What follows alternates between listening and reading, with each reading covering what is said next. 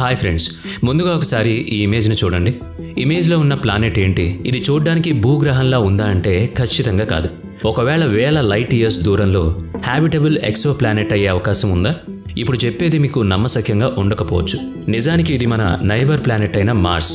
ప్రస్తుత సమయంలో Mars planet కొంచెం ఈ విధంగా కనిపిస్తుంది.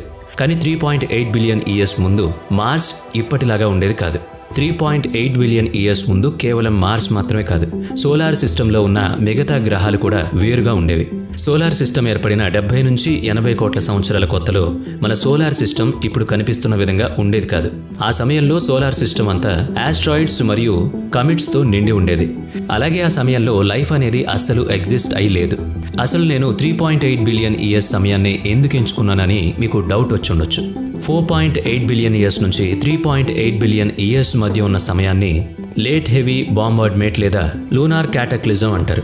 ఈ మధ్య సమయంలో సోలార్ సిస్టంలో ప్లానెట్స్ మీద ఆస్ట్రాయిడ్స్ మరియు కమెట్స్ తరచుగా పడుతూ ఉండేవి.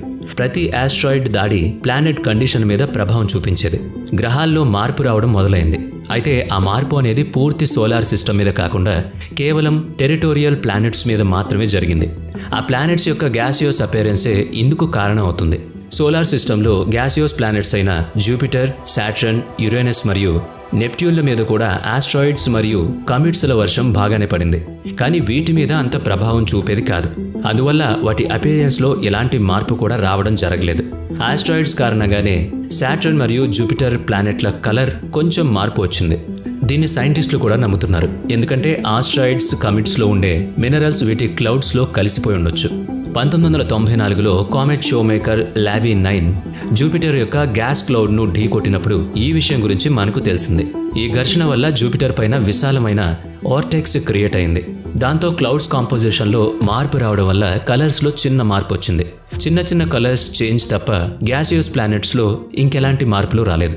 ఇలా అని ఆ విషయం వాటి మూన్కి వర్తించదు. బహుశా ఆ సమయంలో ఈ ప్లానెట్కి ఇప్పుడు ఉన్నంత ఎక్కువ మూన్స్ ఉండకపోవచ్చు. సాటర్న్కి చెందిన ఒక పెద్ద మూన్ డిసింటిగ్రేషన్ వల్ల చిన్న చిన్న మూన్స్ ఏర్పడ్డాయి అని సైంటిస్టులు చెప్తున్నారు. ఇక్కడ నెప్ట్యూన్ మరియు ట్రిటోన్ల లవ్ స్టోరీ కూడా చాలా స్పెషల్గా ఉంటుంది. మొదట్లో ట్రిటోన్ నెప్ట్యూన్తో ఉండేది కాదు, క్యూపర్ బెల్ట్లో ఒక భాగంగా ఉండేది. అయితే నెప్ట్యూన్ తన పవర్ఫుల్ గ్రావిటీతో ట్రిటోన్ని తన వైపుకు లాక్కుంది. ఇప్పుడు మెర్క్యూరీ ప్లానెట్ గురించి మాట్లాడుకుందాం. ఈ రోజు నుంచి దాదాపుగా 3.8 బిలియన్ ఇయర్స్ ముందు మెర్క్యూరీ ఒక అగ్నిగోళంగా ఉండేది. లేట్ హెవీ బాంబార్డ్మెంట్ సమయంలో మెర్క్యూరీ మీద ఆస్ట్రాయిడ్స్ దాడి ఎక్కువగా జరిగింది. అందువల్ల మెర్క్యూరీ మీద చాలా విశాలమైన క్రేటర్స్ ఏర్పడ్డాయి. అవి రోజు రోజుకి కూడా అలాగనే ఉన్నాయి. ఈ క్రేటర్స్ యొక్క సైజ్ కొన్ని మీటర్స్ నుంచి ఎన్నో కిలోమీటర్స్ వరకు ఉంటుంది.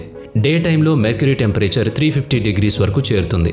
నైట్ టైంలో -170 డిగ్రీస్ వరకు పడిపోతుంది. అందువల్ల క్రేటర్స్ ఎన్నో మార్పులకు గురయ్యాయి.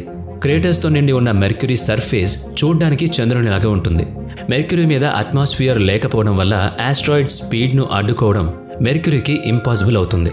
ఒకానొక సమయంలో మెర్క్యూరీ సర్ఫేస్ ఆల్కనికల్లీ యాక్టివేట్గా ఉండేది.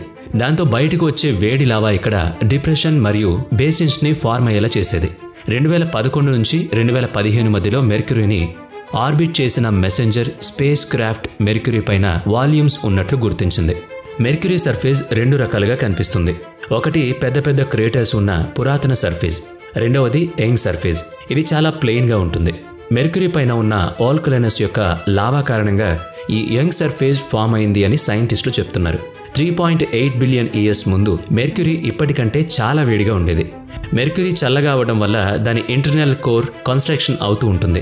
దాంతో దీని సైజ్ తగ్గుతూ ఉంటుంది. అలాగే కన్స్ట్రక్షన్ వల్ల సర్ఫేస్ మీద ప్రభావం పడుతుంది. ఎలా అయితే భూమి మీద ఉన్న సముద్రాల మీద మూన్ ప్రభావం చూపుతుందో అలాగే సూర్యుడి యొక్క టైడల్ ఫోర్స్ కూడా మెర్క్యూరీ మీద ప్రభావం చూపుతుంది. ఈ టైడల్ ఫోర్స్ అనేవి మూన్ టైడల్ ఫోర్స్ కంటే 17% ఎక్కువ స్ట్రాంగ్ అవుతుంది. అందువల్ల మెర్క్యూరీ సర్ఫేస్ పైన చాలా చోట్ల టైడల్ బ్లగ్స్ చూడడానికి దొరుకుతాయి. మెర్క్యూరీ సర్ఫేస్ మీద విశాలమైన క్రేటర్స్ ఈ ప్లానెట్ యొక్క పాస్ట్ ఎంత భయంకరంగా ఉండేదో అని తెలియజేస్తాయి. ఈ చిన్న ప్లానెట్ తన హిస్టరీలో ఎన్నో కష్టాలను ఎదుర్కొంది. ఆస్ట్రాయిడ్స్ ఇంపాక్ట్స్ వల్ల మెర్క్యూరీ పైన లావా యొక్క సముద్రం ఏర్పడి ఉంటుంది. అందుకే మెర్క్యూరీ సర్ఫేస్లో మార్పు వచ్చి ఉంటుంది. ఇప్పుడు భూమికి అతి దగ్గరగా ఉన్న వీనస్ ప్లానెట్ గురించి మాట్లాడుకుందాం. వీనస్ పైన సల్ఫరిక్ యాసిడ్ కలిగిన రెయిన్స్ పడుతూ ఉంటాయి. అందువల్ల వీనస్ సర్ఫేస్ టెంపరేచర్ 480 డిగ్రీస్ వరకు చేరుకుంటుంది. దాంతో వీనస్ యొక్క సోలార్ సిస్టంలోనే అత్యంత వేడి గ్రహం అవుతుంది. కానీ ఒకానొక సమయంలో వీనస్ ఇంత వేడిగా ఉండేది కాదు. ఆ సమయంలో వీనస్ పైన వాతావరణం అచ్చం భూమిలాగానే ఉంది అని సైంటిస్టులు చెప్తున్నారు. లేట్ హెవీ బాంబార్డ్మెంట్ సమయంలో వీనస్ని ఎన్నో ఆస్ట్రాయిడ్స్ మరియు కమెట్స్ ఢీకొట్టాయి. కమెట్స్లో ఐస్ ఎక్కువగా ఉంటుంది కాబట్టి వీనస్ ఈ ఐస్ కరిగి నదులు, సముద్రాలు ఏర్పడ్డాయి. అందువల్ల ఈ సమయంలో వీనస్ సర్ఫేస్ టెంపరేచర్ కేవలం 50 degrees మాత్రమే ఉండేది అని సైంటిస్టులు చెప్తున్నారు. దాదాపు 3 కోట్ల సంవత్సరాల ముందు వరకు కూడా ఇలాంటి కండిషన్స్ వీనస్ పైన ఉండేవి అని ఎక్స్పెక్ట్ చేస్తున్నారు. కానీ తరువాత జరిగిన సంఘటనల వల్ల వీనస్ వాతావరణంలో కార్బన్ డయాక్సైడ్ మోతాదు బాగా పెరిగిపోయింది. దాంతో టెంపరేచర్ పెరగడం మొదలైంది. అప్పటి వరకు ఉన్న నీరంతా కూడా ఆవిరైపోయింది. వీనస్ యొక్క అట్మాస్ఫియర్ చాలా బలంగా ఉండడం వల్ల కార్బన్ డయాక్సైడ్ లాంటి గ్యాసెస్ కూడా ఇక్కడ చిక్కుకున్నాయి. ఈ విధంగా వీనస్ సర్ఫేస్ టెంపరేచర్ 480 degrees వరకు చేరింది. ఇలా వీనస్ యొక్క సర్ఫేస్ నరకానికి సమానంగా మారిపోయింది. ఇన్ని కారణాల వల్ల వీనస్ పైన లైఫ్ అనేది పాసిబుల్ అవ్వలేదు. ఇప్పుడు మన హోమ్ ప్లానెట్ అయిన భూమి గురించి మాట్లాడుకుందాం. సోలార్ సిస్టమ్ హిస్టరీలో భూమికి వచ్చిన మార్పు ఇంకే ప్లానెట్ మీద కూడా రాలేదు.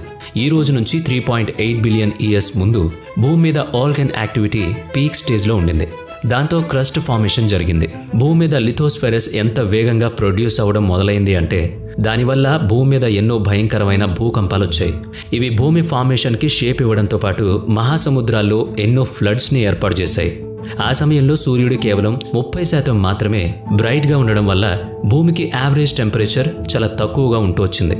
ఆ సమయంలో వాల్కన్ యాక్టివిటీస్ ఎక్కువగా జరగడం వల్ల కార్బన్ డయాక్సైడ్ లాంటి గ్రీన్ హౌస్ గ్యాసెస్ యొక్క కన్స్ట్రక్షన్ ఎక్కువ అవడం మొదలైంది. ఆ సమయంలో భూమి మీద గ్రీన్ హౌస్ యొక్క కాన్సంట్రేషన్ పీక్ స్టేజ్లో ఉండింది. అదే సమయంలో భూమి మీద స్ట్రోమటోలైట్ ఫార్మేషన్ కూడా చాలా వేగంగా జరిగింది. ఈ స్ట్రోమటోలైట్స్ని లివింగ్ రాక్ ఫార్మేషన్ అని కూడా చెప్పొచ్చు. సైనోబాక్టీరియా మరియు సిడోమోనోడేట్ లాంటి బ్యాక్టీరియా సెల్స్ ఒకదానితో ఒకటి కలిసి ఇలాంటి సిడోమెంటరీ రాక్స్ ఫార్మేషన్ జరిగింది. దాదాపు 3.7 billion years ముందే ఈ ప్రాసెస్ మొదలైంది అని సైంటిస్టులు చెప్తున్నారు. ఈ ఆర్గానిజమ్స్ అనేవి భూమి అట్మాస్ఫియర్ నుంచి కార్బన్ డయాక్సైడ్ని అబ్జర్వ్ చేసుకుని ఫోటోసింథసిస్ ద్వారా ఆక్సిజన్ని రిలీజ్ చేశాయి. ఆ విధంగా భూమి అట్మాస్ఫియర్లో ఆక్సిజన్ మోతాదు పెరగడం జరిగింది. దాంతో భూమి మీద లైఫ్ ఎవల్యూషన్ జరిగింది. 3.8 billion years ముందు భూమి మీద ఉన్న కండిషన్స్లో ఏ ఒక్క జీవి కూడా ఎగ్జిస్ట్ అయి ఉండలేదు. ఫ్రెండ్స్, చివరిగా మార్స్ ప్లానెట్ గురించి మాట్లాడుకుందాం. వీడియో మొదట్లో ఈ ఫోటోని మీరు చూసే ఉంటారు. ఇది ఒక ఆర్టిస్టిక్ ప్రెజెంటేషన్ మాత్రమే. నిజానికి మార్స్ ఈ విధంగా ఉండి ఉండకపోవచ్చు. కానీ ఆ సమయంలో మార్స్ మీద భూమి లాంటి కండిషన్స్ ఉండే అవకాశం ఉంది అని చాలా మంది సైంటిస్టులు నమ్ముతున్నారు. భూమి మరియు వీనస్ల లాగానే లేట్ హెవీ బాంబార్డ్మెంట్ ప్రభావం మార్స్ మీద పడి ఉంటుంది. ఆ విధంగా మార్స్ మీదకి నీరు వచ్చి ఉంటుంది. అలాగే ఆ సమయంలో మార్స్ అట్మాస్ఫియర్ చాలా డెన్సిటీగా ఉండేది.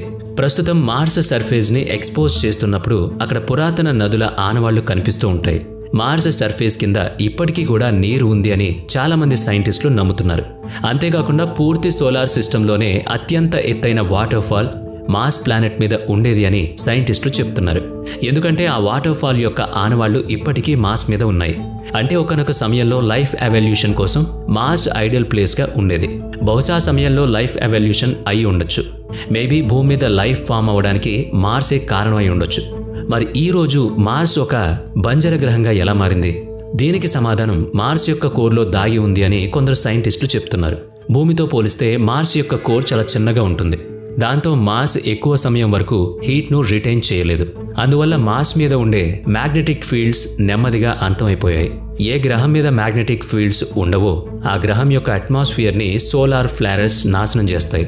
ఈ విధంగా ఈరోజు మార్స్ కండిషన్స్ భయానకంగా తయారయ్యాయి. మరి ఈ వీడియో మీకు నచ్చినట్లయితే లైక్ చేయండి, కామెంట్ చేయండి.